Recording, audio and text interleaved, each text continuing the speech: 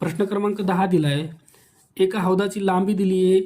लांबी दिली तुम्हाला 4 मीटर, रुंदी दिली आहे 1.5 मीटर आणि उंची दिली आहे, हाईट 1 मीटर दिली आहे. ओके.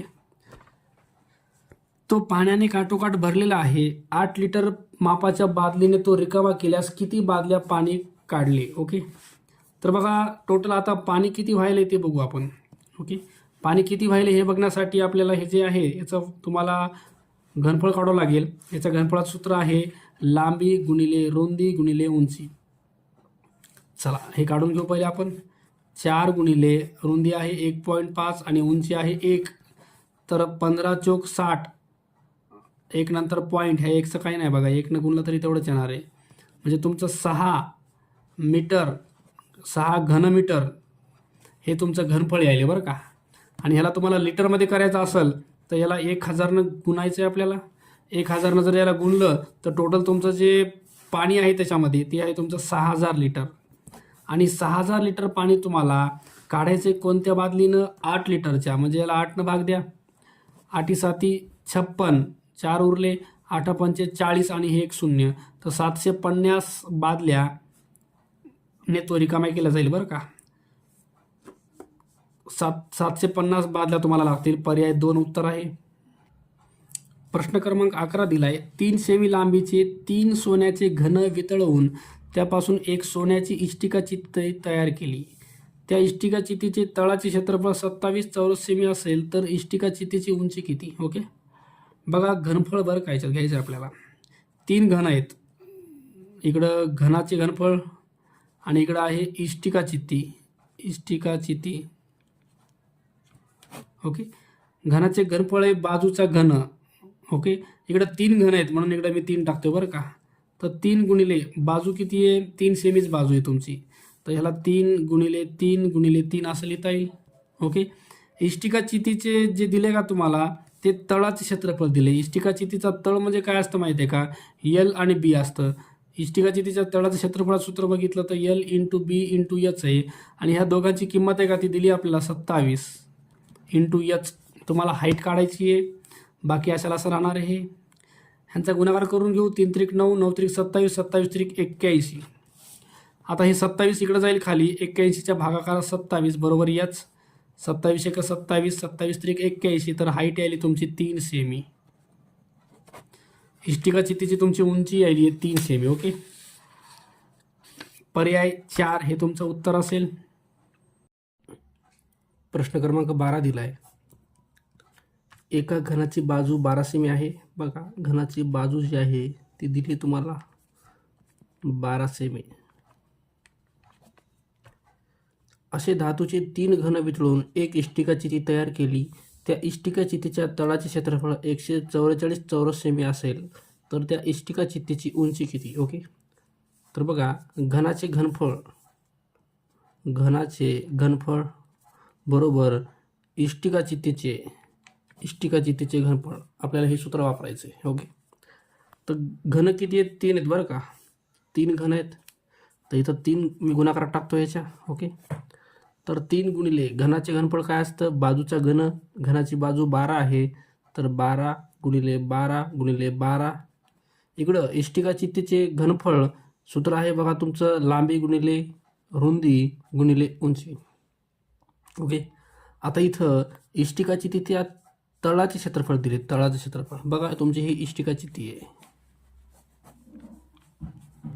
ह्याच्यामध्ये जे खालचा भाग तळ जे आहे तळ ते कशापासून बनतं? ते बनतं लांबी आणि रुंदीपासून. कळलं का? त्याचं क्षेत्रफळ म्हणजे लांबी गुणिले रुंदी ही जी किंमत आहे ही किंमत तुम्हाला किती दिली आहे? 144 दिली आहे.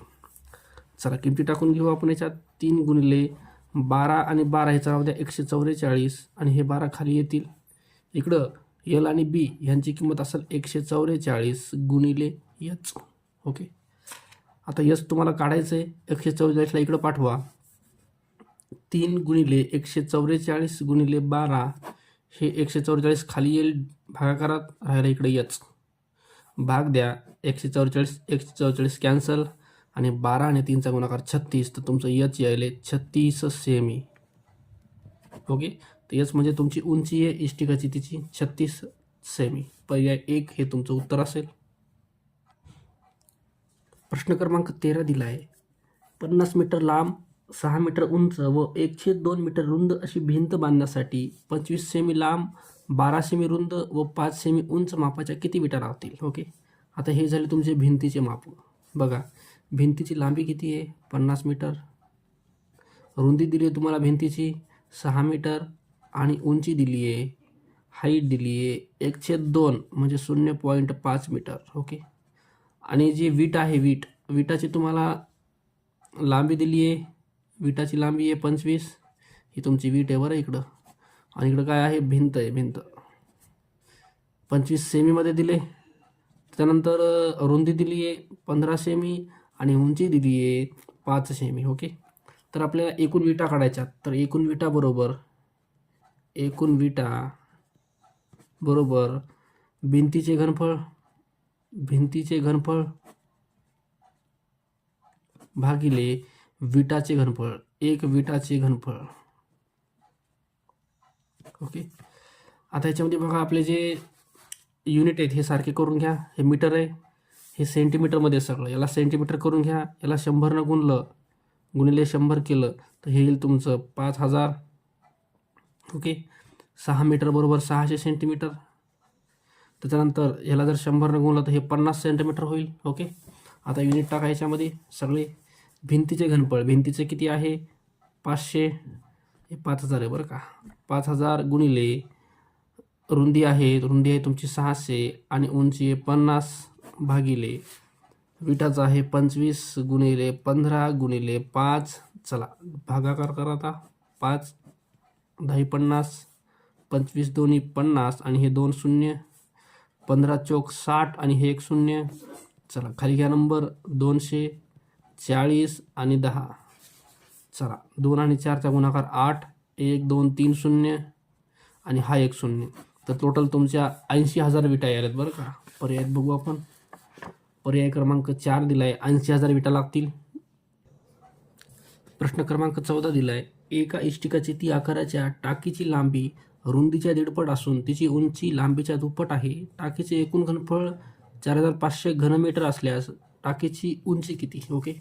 बघा, लांबी, रुंदी आणि उंची आपण पहिले तयार करूया. इष्टिकाची ती आकाराच्या टाकीची लांबी रुंदीच्या 1.5 असून लांबी जी आहे ती रुंदीच्या 1.5 आहे. म्हणजे लांबी कोणावर अवलंबून आहे? रुंदीवर. तर रुंदी आपण x घेऊया, x मीटर. आता लांबी कशी? 1.5 म्हणजे 1.5x. ओके. लांबी 1.5 असून उंची लांबीच्या दुप्पट आहे. उंची जी आहे उंची ती लांबीच्या दुप्पट म्हणजे 1.5च्या दुप्पट किती आहे? 3x. ओके. आता याचं घनफळ दिले आपल्याला. तर घनफळ बरोबर काय असतं? घनफळ बरोबर लांबी गुणिले रुंदी गुणिले उंची. घनफळाची किंमत आहे 4500 बरोबर लांबी आहे तुमची 1.5x गुणिले रुंदी आहे तुमची x आणि उंची आहे 3x. चला गुणाकार करू आपण याचा. x हे झालं x चा पॉवर 3. इकडं 15 आणि 3चा गुणाकार 45. एक नंतर पॉईंट हे 4.5 यायले आणि इकडं आहे 4500. आता हे तुमचं 4500 आहे. हे 4.5 खाली येईल. इकडं राहिलं तुमचं x3. हे पॉईंट पुढं सरकवा. पॉईंट पुढं सरकला की वर 1 शून्य वाढणार आहे तुमचा बरोबर x3. भाग द्या याला.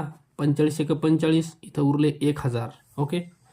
म्हणजे x बरोबर याचं जर घनमूळ घेतलं 1000 हे कोणाचा घन आहे? 10चा घन आहे. तर 10 सेमी हे तुमचं उत्तर असेल. हे काय आहे तुमचं x म्हणजेच काय आहे? x म्हणजे काय? रुंदी भेटली तुम्हाला 10.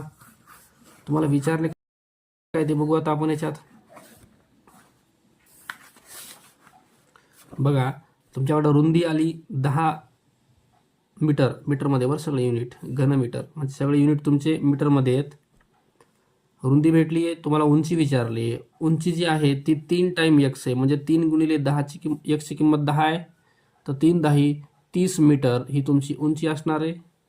आता 30 मीटर पण याच्यात नाही आहे. 1 मीटर बरोबर 100 सेंटीमीटर.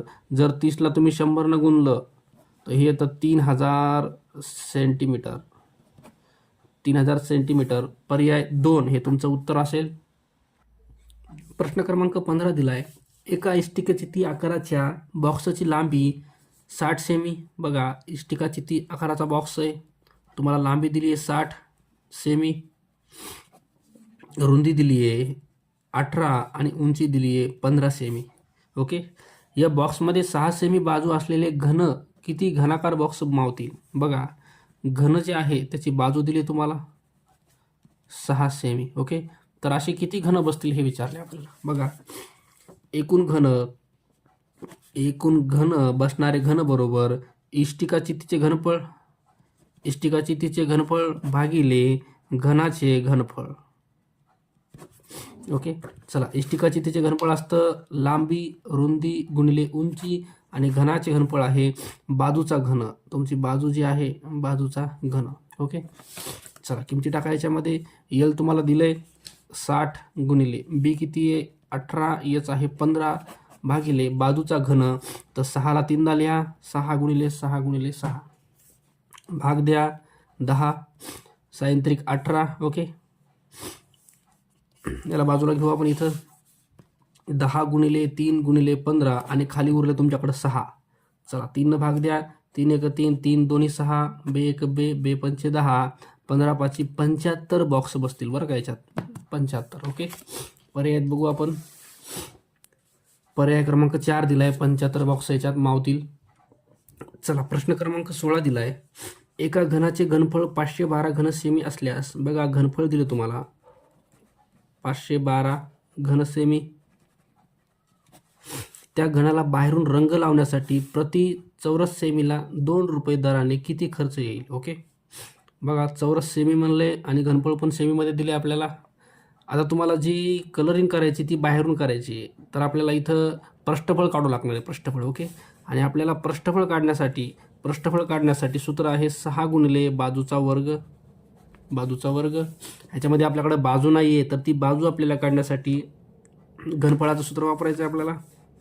घनाचे घनफळ बरोबर बाजूचा घन. ओके. तर घनाचे घनफळ दिले तुम्हाला किती आहे 512 बरोबर बाजू तुम्हाला काढायची याच्यामध्ये. इथं बाजूचा घन असाच राहणार आहे तुमचा. आता याचं घनमूळ घ्या. हे 512 कुणाचा घन आहे, तर तुमची बाजू बरोबर येणार आहे 512 तुमचा घन आहे बघा 8चा, तर बाजू तुमची यायली आहे 8 सेमी. ओके. आता ही बाजू इकडं वापरायची आपल्याला. 6 गुणिले बाजूचा वर्ग, बाजू आहे 8, 8चा वर्ग, 6 गुणिले 8चा वर्ग 64. चला, गुणाकार करून घेऊ आपण. 6 चौक 24ला 4, हातच्या 2, 38. तर हे आले 384 चौरस सेमी. एवढं तुम्हाला क्षेत्रफळ लागणार आहे आणि प्रत्येक चौरस सेमीला 2 रुपयाचा खर्च आहे. कळलं का? तर तुम्हाला टोटल खर्च काढायचा आहे, तर ह्याला तुम्हाला 2 गुणायचे. बघा, एकूण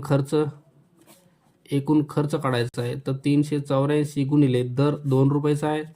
बेचोक 8, बे 8 16ला 6, हातच्या 1, बेतिक 6 आणि 1 7, तर 768 रुपये तुम्हाला टोटल खर्च लागणार आहे. ओके.